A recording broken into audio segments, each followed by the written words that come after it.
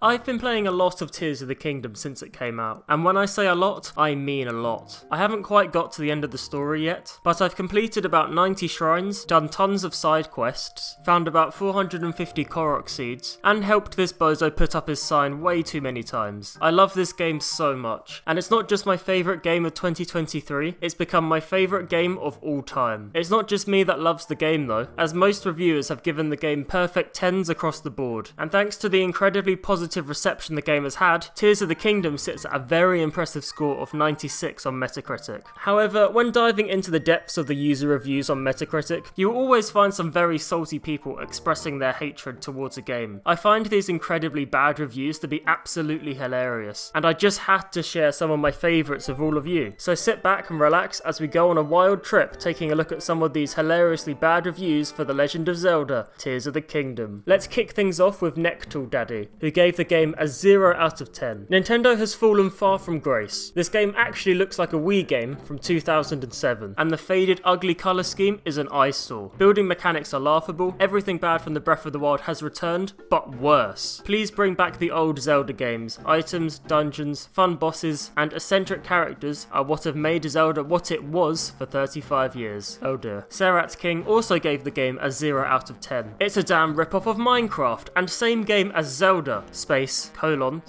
Breath of the Wild. I just hate it when I play 600 pixel and gets below 30 FPS. I mean, I guess they are saying it's a Minecraft ripoff due to being able to now build a bunch of wacky stuff from the Ultra Hand, but like, still, it's completely different to the blocky game, my guy. Prexy1X says, horrible game. Only good thing about it is the time it takes to finish the game. I brought a $70 DLC just for me to play it for an hour, get bored of it, and garbage graphics. Nobody can convince me that this garbage graphics, time taker, is better than any PS exclusive like Spider-Man, God of War, Red Dead 2, and tons more. Don't waste your time on this game. Your life is more valuable than a game taking up 80 hours of your life for a horrible game. Trust me, stay away from it. 3 out of 10. Our next review comes from Buddy Buddy. This game is actual DLC. You cannot tell me otherwise. No story, everything is reused. It's a very bad game that runs at 720p, 20 FPS. We must stop allowing this. Never again, Nintendo. And they proceed to give the game a 0 out of 10, simply because they claim that everything is reused. Manifold223's review reads, a solid 1 out of 10. Tedious gameplay, horrible graphics, quantity over quality, brackets, shrines. Basic systems locked behind boring quests and tedious collection chores, e.g. the armor upgrade system. Virtually non-existent and cringy story. One of the worst games of the year on par with Gollum. On par with Gollum? Damn, that's an insult. Karam the Traitor left a review which says, an uninspired Zelda with zero evolution compared to Breath of the Wild. The construction mechanic isn't as deep as people say, and all it does is complicate things that were simpler before with the Sheikah tablet abilities. I thought the plot would be deeper and more epic, but it's just as bland. 0 out of 10. Dua GT gave the game a shocking 1 out of 10 and says, very boring game. They have discovered the physical engine and that they could make construction, and they make everything revolve around it. It's not an adventure game, it's a construction game. Very low agronomy, trying 10 times to make a vehicle to go on top of water and get on it, not amusing at all.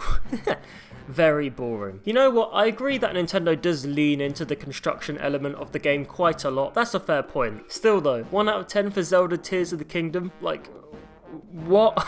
Moving on to Vugero's review. I'm really bad at pronunciations, I'm sorry. Tutorial zone is much too long and difficult. It doesn't motivate to continue. I'm close to giving up on the game altogether if it's this brutal. Breath of the Wild was much more accessible. My guy, if you are struggling with the tutorial area, then it sounds more like a skill issue. You should just get good. Another 0 out of 10 review now from Mario999. I just can't believe that some reviewers rate a game on a Switch 96 out of 100 with graphics from 20 years ago. That's not even funny anymore. In 2023, playing at 500px, what is that? Frame rate dropping for me? That's unplayable in 2023. For me, graphics are not even important, but that's just embarrassing. We have phones WGRH, 4000 pixels almost, and there you have that. The GameCube had better graphics. If Zelda has 96, then Horizon Forbidden West is a 300.